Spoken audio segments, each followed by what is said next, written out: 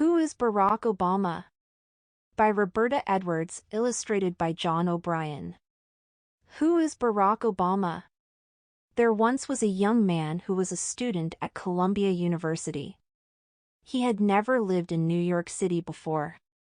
It was 1981 and, for a year, he spent his free time walking all around the city.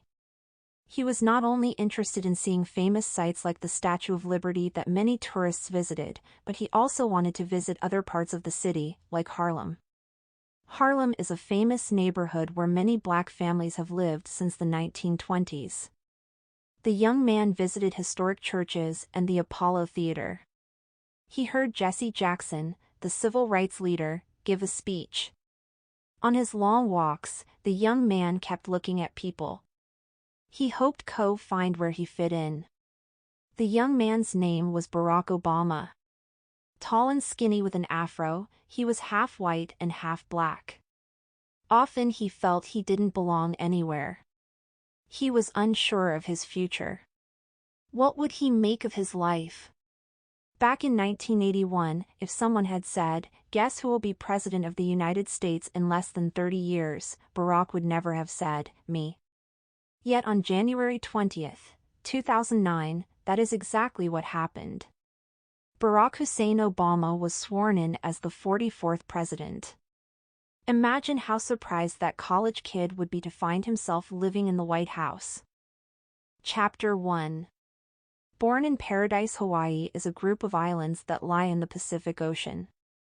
Hawaii became a state in 1959, the same year as Alaska. The closest state to Hawaii is California, but they are more than 2,000 miles apart. The weather in Hawaii is beautiful all year long.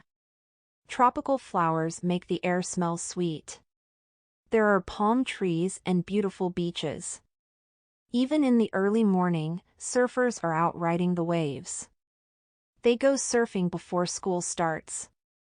Honolulu is the capital of Hawaii.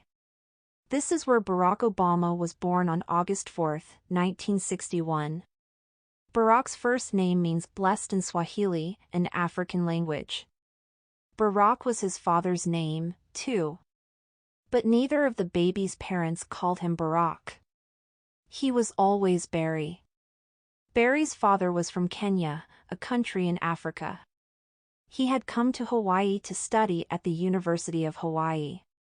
He met an 18-year-old girl who was a student there, too. She lived in Honolulu with her parents. Her name was Stanley and Dunham. Why Stanley? Stanley was her father's name. He had wanted a boy. So he named his only child, Stanley. But she was known as N to her friends. And Barack met, fell in love, and got married. There is nothing unusual about that except this happened in 1961. And was white, Barack was black. Back then, very few people of different races decided to marry each other. In fact, in some states, it was illegal. Anne's parents were fairly open-minded people.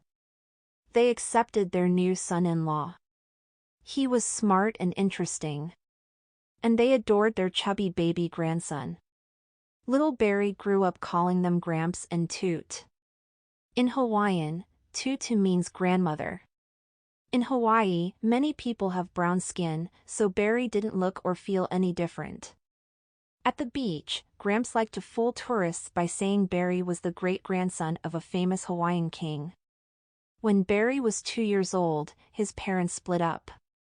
His father wanted to study at Harvard University in Massachusetts. That was more than 5,000 miles away from Hawaii. Eventually Barack wanted to return to Kenya with Anne and Barry. But Anne did not want to live in a small village in Africa. So she stayed in Hawaii with her young son. Barry was 10 years old before he saw his father again. He had photos of Barack as well as the stories that his mom and grandparents told him about his father. But it wasn't enough. Barry felt as if there was a big hole in his heart. Chapter 2. Lolo and Maya. In 1967, Barry's mother married a man named Lolo Sitoro. In Hawaiian slang, the word Lolo means crazy. Gramps thought that was a riot. Lolo came from Indonesia, a country in the Pacific made up of many islands. Lolo had been studying at the University of Hawaii. That's where he and Ann met. Little Barry liked Lolo right away.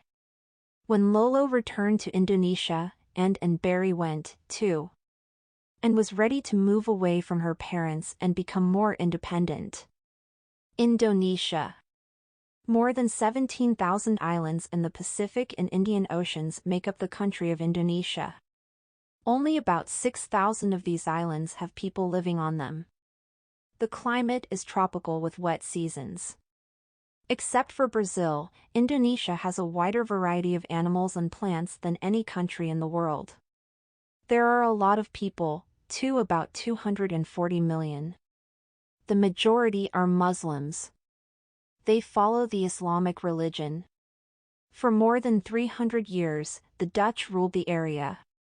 But in 1949, Indonesia won independence. That, however, did not bring democracy. It was not until 2004 that Indonesia held its first real election for president. Living in Jakarta, the capital of Indonesia, was a great adventure for a 6-year-old boy. Lolo got Barry a pet. Was it a puppy or a kitten? No. Lolo got Barry a little ape named Tata. Tata loved to swing from the branches in the trees above their house. Chickens and ducks lived in the yard. Alligators, too. Barry also got a baby sister. Maya was born on August 15, 1970. Barry went to a local public school for 2 years and then to a Catholic school. In both first grade and third grade, he wrote that he wanted to be president when he grew up. Many kids say that, but in Barry's case, it really came true. Today, tour buses stop at the schools where he went and pass the small house where his family lived. Barry's mother was now a teacher. Lolo was a businessman. He was a good stepfather. He thought of Barry as his own son. When an older boy picked on Barry, Lolo bought 2 pairs of boxing gloves, a big pair for himself and a little pair for Barry. He wanted to make sure Barry could stand up for himself. So he taught him how to box. And was concerned that Barry might fall behind in English. So every day, she woke him up at 4 o'clock in the morning to give him English lessons before school. Barry would cry anything he could to get out of his lessons. But Ann never listened to excuses.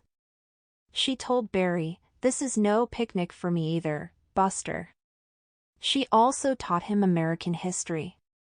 Most of all, she wanted him to know about the Black Civil Rights Movement. Even though Barry lived thousands of miles away, he was still a United States citizen. He needed to be aware of the great changes taking place in his country.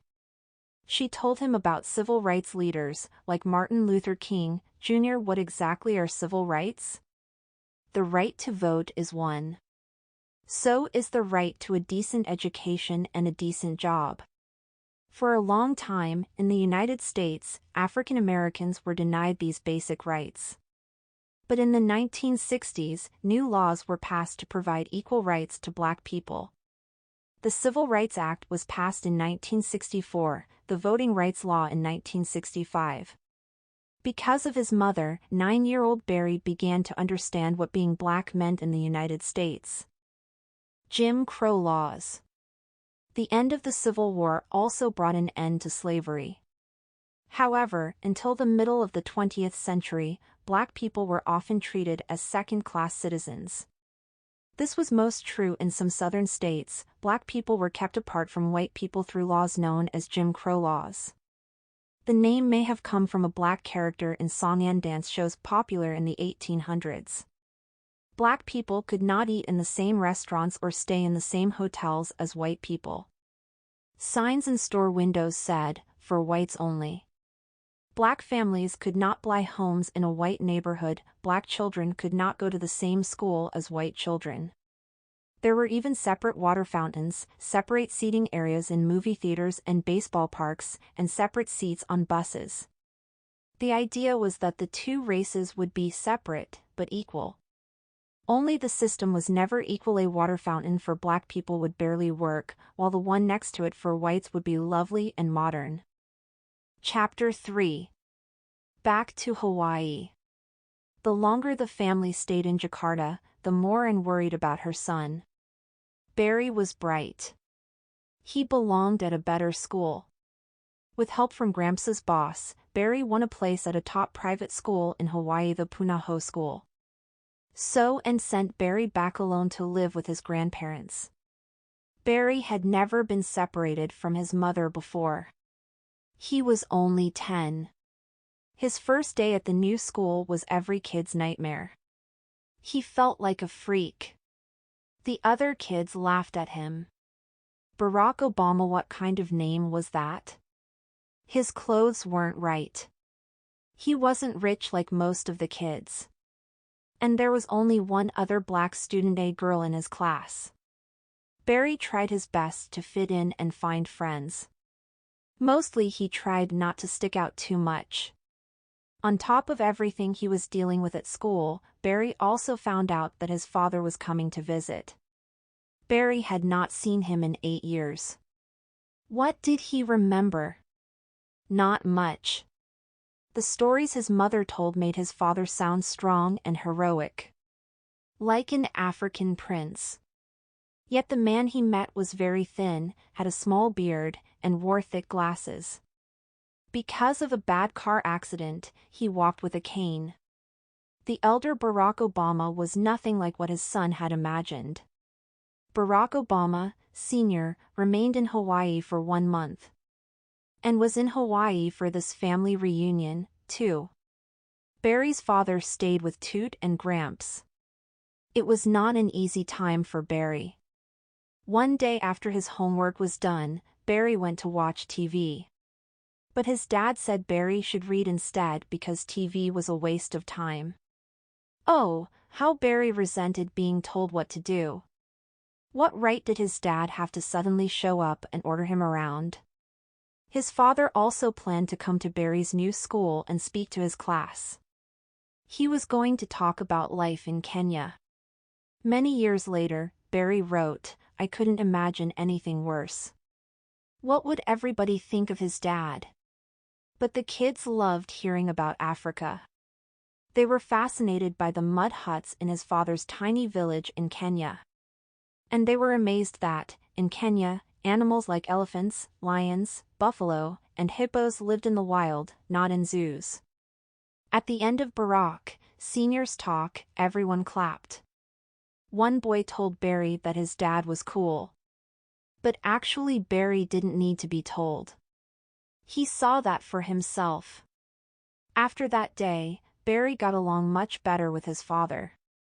In the afternoons, they'd sit together and read. His father taught him how to dance in the African style. His dad had a limp, but he still could move. After their month together, Barack Sr.